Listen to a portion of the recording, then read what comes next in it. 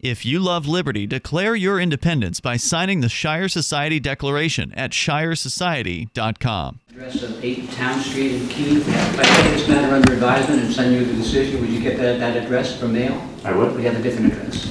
That's Maybe the address. the address is the same? Mm-hmm. All right. Do you have any questions about the procedure? Is there a chance for any closing statements or arguments or requests? Just addressing the facts of the case. Yeah, typically in a case like this, we don't usually get into that, but you have that opportunity. So as I state my facts on the stand, would that be the time to, am I speaking to you the entire time? Am I speaking to the general court? Yeah, well, if you had a jury, the jury would be entertaining the facts and the court would be applying the law, but when a case like this, the court does both of those things. So as I speak to the facts, is there another opportunity to speak to the law or to Well, let me go back. Okay. Once he's done testifying, then you can ask him questions about the case. Again, you're not obligated to ask questions. That's going to be your only opportunity in all likelihood. If you want to testify, and again, that's your choice only, then you can testify and you can talk about the facts of the case. Right? I'm interested in what happened in this particular situation. I don't know anything about the case yet. Right? Then when you're done, he can ask you questions, obviously. And then when I don't see any other witnesses in the courtroom, so I assume it'll just be his testimony and your testimony. And then when he's done with all that, when you've submitted your case, if you wanted to tell me what you think the facts mean and how they should be interpreted in this case, that will be your opportunity, I think, which I think is what you're talking about. Yes, well, I still understand.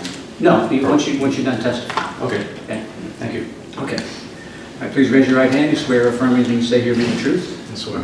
Hey, what's your name, please? Officer Antin of the Keene Police Department. You have a first name? Luke Antin. Okay, go ahead. All right, so before I begin, I'd like to ask for judicial notice about Route 9 being away. All right, he's asking me to take judicial notice. So you have to prove that you're actually on a road in New Hampshire, and I can take judicial notice that it's common knowledge that Route 9 in New Hampshire is a way or a road. You understand that?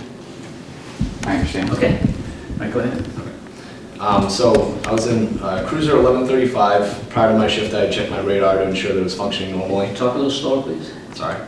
Prior to my shift, I checked my radar unit to make sure it was functioning properly. It was.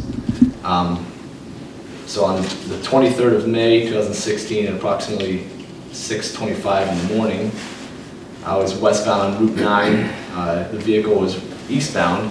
I was running moving radar. Vehicle was in the area of Washington Ave, and moving radar showed a target speed of 74 and 75 with a clear Doppler tone.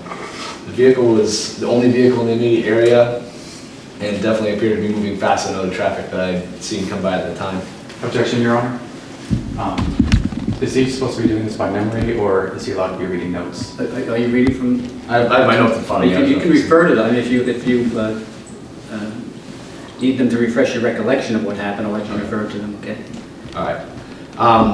So I stopped the vehicle. The driver said he didn't realize he was going that fast. He was very polite.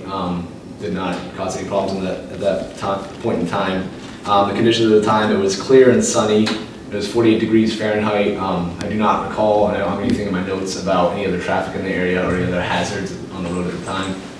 But due to the excessive speed, I rode him for 70 and a 55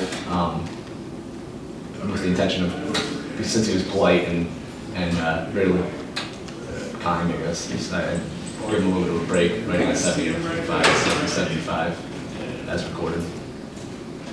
Anything else? Okay, this is your opportunity. As I said before, if you have any questions, you can stand up and ask any questions that you have now. Stand? Yes. Okay. So it's a court rule to stand if you're addressing anybody. Absolutely. What was your occasion that morning on Route 9? What was your what? Occasion for being on Route 9, traveling westbound? I believe I was just on normal patrol at the area at the time. Okay. Were there any other officers in the area? At that point, no. Okay. Would you describe the terrain of that stretch on Route 9? It's Route 9 near Washington Ave, so I believe there's a little bit of a hill heading up, and you might have been coming downhill at that point. You were coming, let me reference my notes briefly. Oh, so you're coming eastbound, so you would have been going up the hill, I believe, in that area. I can't remember exactly specifically, I just know it was Route 9 area of Washington Ave, so I can't recall exactly what point it was, so I can't tell you the terrain. But I know it generally goes around the curve a little bit at that point, and it comes from a relatively level area and starts heading uphill. Okay. Can you help me, Hattie? 'Cause Washington Street comes up and meets Route 9? Is that what? Yes, Washington. Okay, and Washington Street comes up there, is it to the west or to the east of that T intersection there?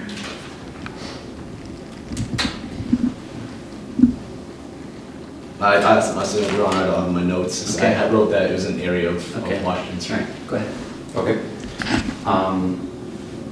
Oh, sorry. It does say near Sullivan Road, so it would have been to the east of Washington Street. Okay. Regarding the radar you're using, are you certified to operate this radar? Yes, I'm a certified radar operator. Do you have proof? Yes, to I that? have my credentials here. Back here. I have the certification for the actual radar unit.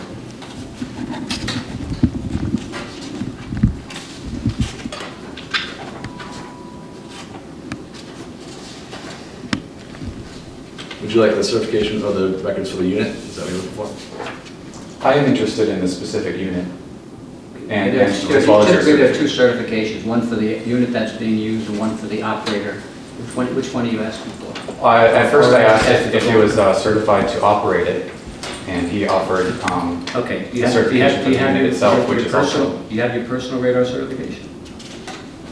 Do not believe I have my personal radar certification. Usually it's a card, I think.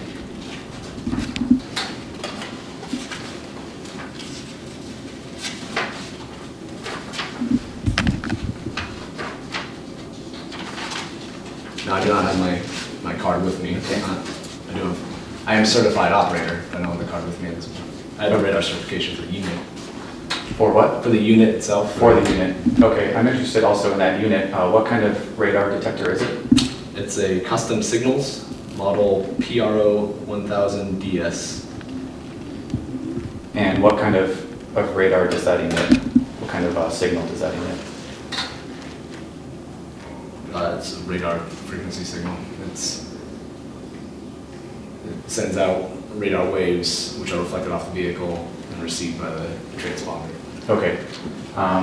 In your notes that morning, you wrote, I was in a clear Doppler zone. What is a Doppler zone? Clear Doppler tone. It's Tone. There's a sound that the radar emits specifying whether or not the signal is actually, if there's interference in the area or if there's multiple vehicles, you'll get a shift in the Doppler tone as it shifts from one vehicle to another. If there's one vehicle in the area, as this is the case in this particular case, since you were the only vehicle in the area at that time, there was a clear Doppler tone, there was no other mixed signals, so it means that it was a steady and accurate reading of the speed versus jumping between speeds of two different vehicles or whatever else may be the case for the interference. Okay. Was the radar calibrated? Yes. Is calibration necessary? It's part of the certification is it has to be calibrated on a regular basis. The last time it was certified prior to this incident was the 31st of August. It was certified, and that covers it for a year to the 31st of August of 2017. So sorry, it was certified in 2016, which would have been. That's after the date in question. The certification that covered this period of time was the 31st of July 2015 to the 29th of July 2016. So it was certified at the time, and it still is certified. Okay. Does that certification suffice, or is it necessary to check check the radar on a We check report? it prior to shift to make sure it's within tolerance. Okay. So I do that prior to every shift, and usually if I write a ticket, I actually make sure that it's done again after this actual ticket is written. Mhm. So, but it was absolutely done beginning of the shift to make sure the radar unit was functioning properly and within tolerance. Okay. What is the method for that? We have tuning forks. Tuning forks. Yeah, tuning forks, and then it's got a whole series of. First, you set up on a high speed, and it's got a high set of tuning forks, and you have to be within, I believe it's 1 or 2 miles an hour. Sorry, 1 mile an hour plus or minus of 65 miles an hour. And you do another set of tuning forks, one or more, 1 mile per hour higher or lower of 35 miles an hour, and then you do the two forks combined to get a speed of 35, again within plus or minus 1 mile an hour. And then if it's all within those tolerances and all the displays are reading accurately, which is a test button that lights up all the displays, then it's considered checked for the shift. Okay. Where is this radar positioned in your patrol vehicle? It's not on the dash. Mounted on the dash. Is there any way to turn it on, or is it always functioning? How did you actually clock me? We have a button that you can have it so it's always running, which is a lot of times when I'm running radar, that's how I'll do it. In this case, I was running moving radar, I was just driving with it on. Otherwise, there's a button in the cruiser where you can activate it on and off. So if I see somebody coming who looks like they're traveling excessive speed, I can hit the button and gauge their speed generally. Again, depending on a variety of factors. In this case, it was moving radar, so I was running the radar as I was driving, and you were the only vehicle in the area, so I think I just had it on and you just happened to be coming around at that time. Okay, so I trust that your hands were free according to the New Hampshire law of hands-free driving. Yes. Great. Please bear with me as I find my place. Were there any other electronics operating in the vehicle? Radios or? Yeah, we have radios and computers. Okay. At the time I was driving, so I wasn't touching any of those. Great. What kind of vehicle was I driving? Reference the ticket. You were in a 1999 Honda Prelude, New Hampshire registration 3954426. I believe that's what that says. The carbon copy's a little, is that accurate? I'd say so. You can't ask any questions. At least not now. Was there a particular moment when you decided that you were going to change directions and pursue me? Once the radar showed that you were traveling 75 and a 55, and that's 20 miles an hour with the marked speed limit. That's usually as soon as I see that, I'll make the decision to try to turn around. And then once the vehicle passes, I'll make that, as long as it's safe to do so, I'll make that turn. Okay. Surely many other people drive above the speed limit. Is there a certain threshold that you personally abide by when you decide to pull somebody over? I can't say it's a personal threshold. It all Or depends a on professional threshold, perhaps? It depends on the terrain, the pedestrians in the area, weather conditions. There's a variety of factors I take into account personally. In this case, being there was a clear day, I think 20 miles an hour is definitely well over any threshold that I would have for stopping a vehicle in those conditions. And not to say that the conditions were a considerable factor, being 20 miles an hour with the speed limits, generally I'm going to stop a vehicle that's jumping into excess that high. Where did you turn around? Near Sullivan Road. I believe, let's see, you were traveling, I don't have the exact spot where I turned around to answer your question directly. I could speculate, but that's all I can give you. Would you speculate? Well, let's see.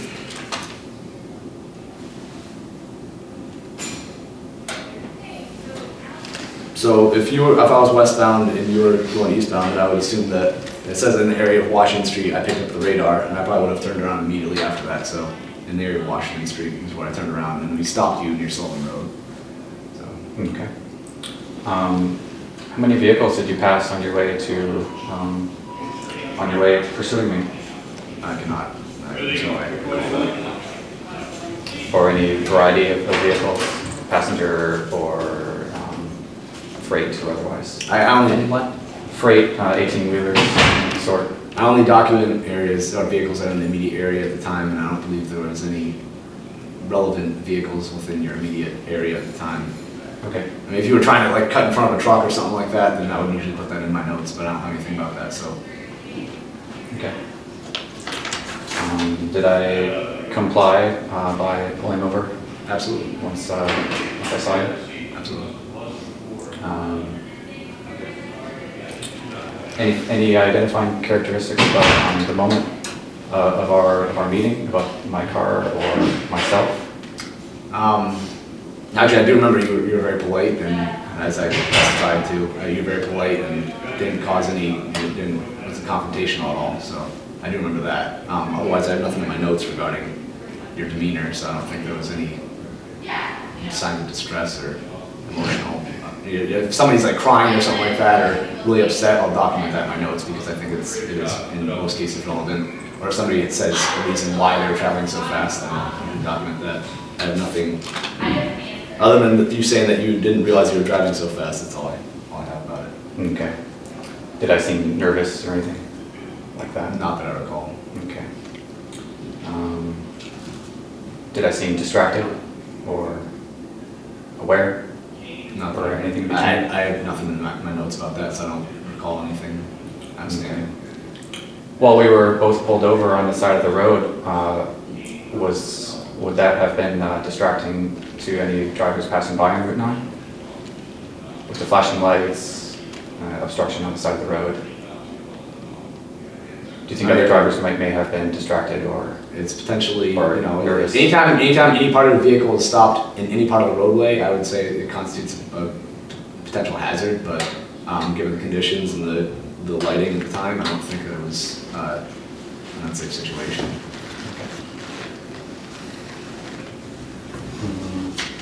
So, with all that said, according to the rules of the road 265.6, what specifically made you decide that I was traveling at a speed greater than is reasonable and prudent given the conditions?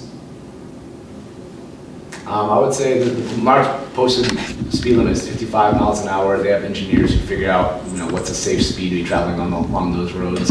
Department of Transportation does all the math to figure out based on the curves and the terrain and stuff like that. So, in my opinion, and this is just humble police officer Luke Antin, I would say 20 miles an hour in excess of the speed limit, the posted speed limit, is constituting a hazard based on, you know, being able to react in time to any potential threats, vehicles turning out, other vehicles behaving in an erratic manner, animals in the roadway, stuff like that. Especially in the morning, there's deer and stuff that jump around on Route 9 in that area. Mm-hmm. So you know when something like that's gonna hop out. So I would say, in my professional opinion, that 20 miles an hour excess of the speed limit is over the reasonably safe speed.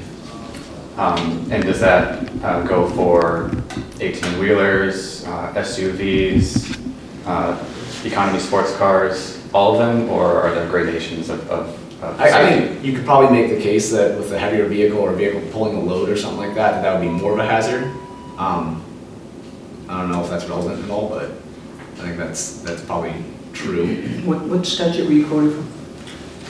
265.6, 665:6? colon 6, number 1.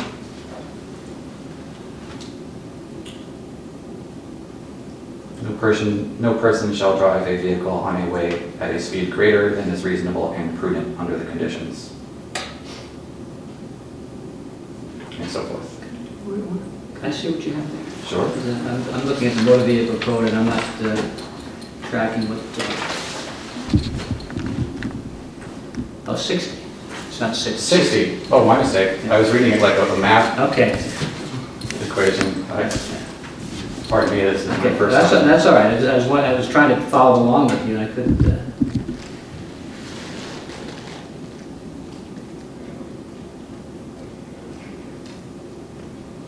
Okay, go ahead. I'm sorry to interrupt you there. Okay. Have you taken an oath to uphold the New Hampshire Constitution? Yes, I have. Okay. I have the New Hampshire Constitution right here, and according to Article 1, it says, all men are born equally free and independent. Therefore, all government of right originates from the people, is founded in consent, and instituted for the general good. Who are the people who have consented to your enforcement? I'm not going to allow you to answer that, but you're asking political questions now. This has nothing to do with this case. I believe that's the law. Let's have a scope. Do I have some other law of the land to reference in my case? You can continue with your questioning. I'm just saying, I'm just not going to allow you to get into a political argument here. Okay. Have I personally consented to your enforcement of the rules of the road? Yeah, I mean, obviously you're contesting the actual case, but as far as the way you reacted to the emergency signal, the way you treated me on the side of the road, then I would say, yeah, you've consented to the process. Was I under duress? No, not that I noticed.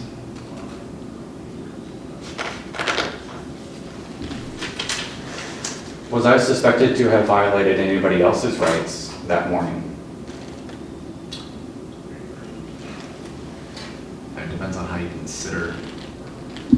It seems like a very loaded argument because, I mean, other people have the right to drive on the road safely. So if you're traveling in excess of the speed limit by 20 miles an hour, then I think you might constitute a hazard to other drivers on the road.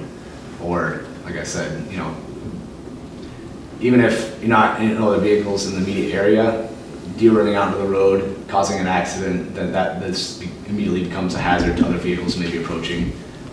So I think that driving in excess of the speed limit by that amount, that does violate other people's rights to safely drive on the same public maintained road.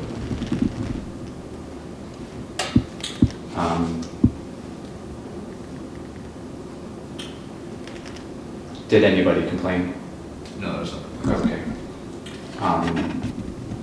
Were there any other victims of crimes that morning of May 23rd in Keene? I would not be able to answer that without a copy of the call log. Okay. Are there priorities in Keene about crimes, which ones are attended to and which ones are not? What does this have to do with whether you were speeding or not? Good question. I'm asking what the relevance is. Perhaps there is no relevance. Okay. Do you have another question? I do. Yeah.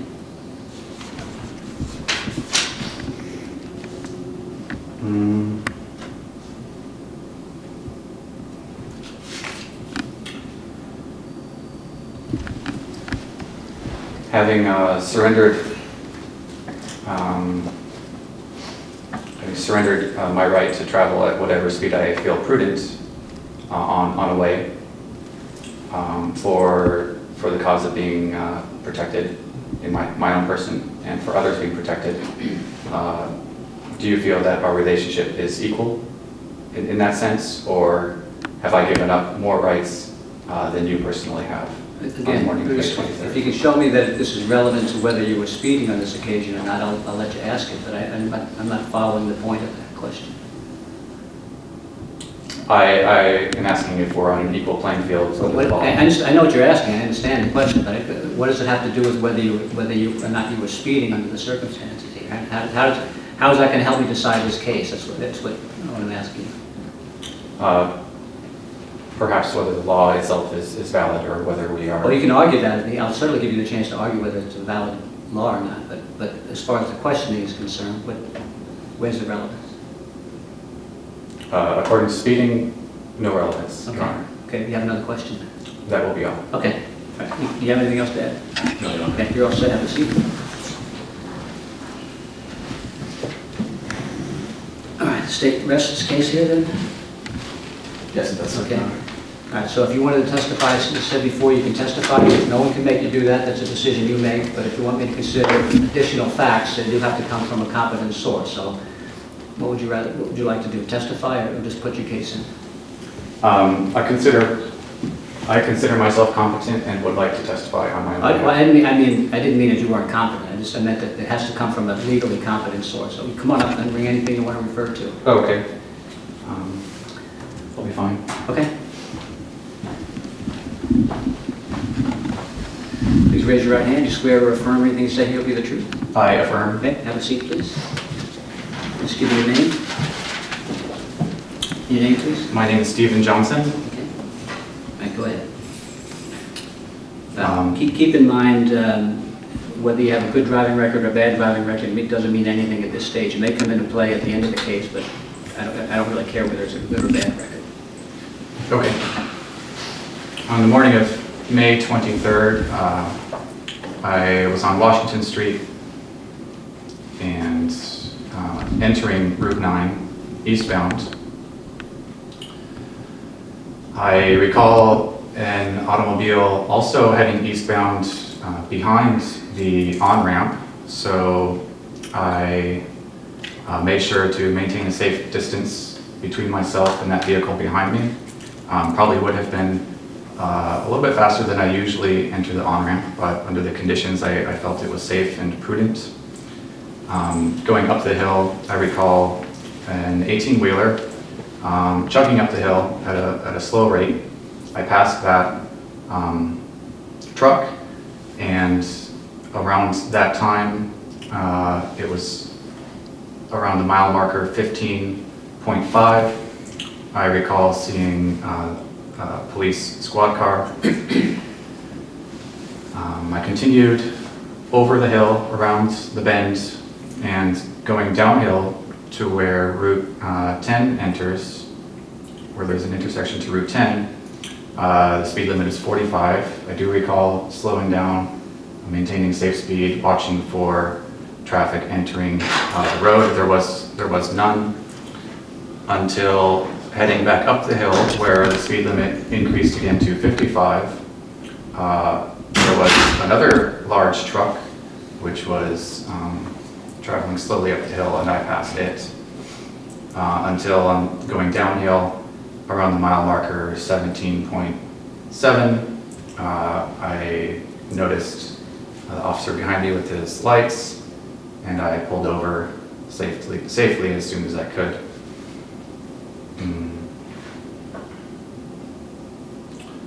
I was wearing a Mexican-style sweatshirt, red stripes, and listening to The Lamb Lies Down on Broadway by Genesis on compact disc. I was a little nervous. I was aware of how fast I was traveling. I think I said I didn't know how fast I was traveling due to nervousness and my being unaccustomed to being pulled over so early in the morning on my way to work. I do feel that Officer Antin was kind and respectful, and given the conditions, he considered my case.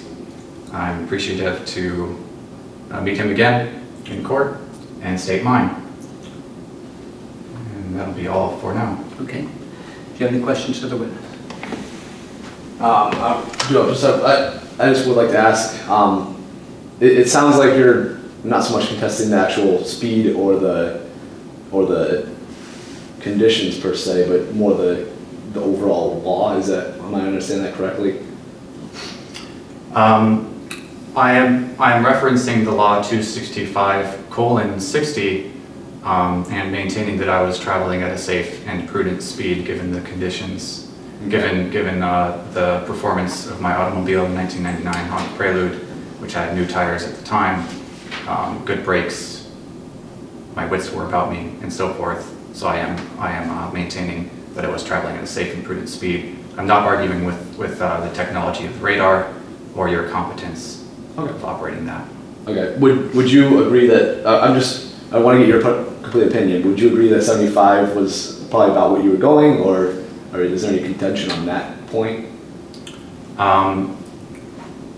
As I mentioned before, having passed a vehicle going uphill, I may have been going faster than I wanted to, or that I normally do, and that I believe to have slowed down back to the speed limit after that. Okay. And you said you were on your way to work at the time? That's true. All right. Were you late at all for work, or? Yes, I was. Okay. All right. I think that's all I have for questions. Okay. Based on the questions he asked, did you have anything else to add?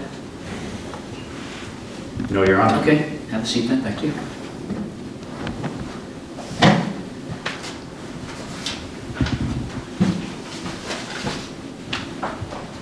All right. Any other? I see no other witnesses. That's it for your case then. As far as the facts are concerned, as far as the presentation of the fact, I realize you want to make an argument at the end, but that's.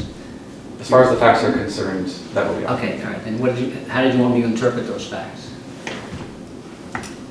Well, Your Honor, regarding my clean driving record, also Again, I'm not concerned about you. It wouldn't have any bearing. Even if you had the worst record on earth, it wouldn't make any difference until I decide the case.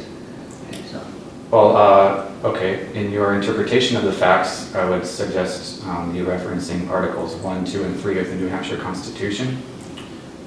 Whether I or any others have consented to the policing of the roads, whether anybody's natural rights have been violated by my driving, and whether Officer Antin and I are indeed on an equal playing field under the law. Anything else? That will be all. Okay. How do you want me to interpret the facts in this case? Your Honor, I don't know if I understand the question correctly, but I want to say, I think Stephen was completely polite. I understand what he's saying, and honestly, in some regards, don't disagree with that. I think the facts speak for themselves, so obviously the decision's up to you, but I would have no problem with leniency in some aspects. Well, I haven't, not at that point yet. Okay. All right. Well, that's all I have to say about the facts, Your Honor. All right. Yeah, see, thank you. All right, do you have that 265-60 in front of you? No, I have it here. Oh, yes. Did you read all the way through? I did. Did you read section 2? I have read section 2. Okay, all right. All right, well, the state, I think, has proved the case beyond a reasonable doubt. Some of the other arguments that you make are really matters not for the court, but for the legislature to address if you can get them to look at these questions. So, find the state's proved the case beyond a reasonable doubt. Now it would be appropriate for me to consider what kind of driving record you have. Anything else on your, do you have his driving record with you? Your Honor.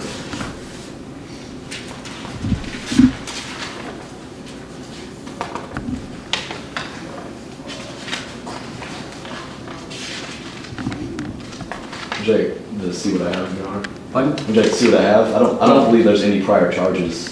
That's what I'm asking you. Is it? No, Your Honor. Clean driving record.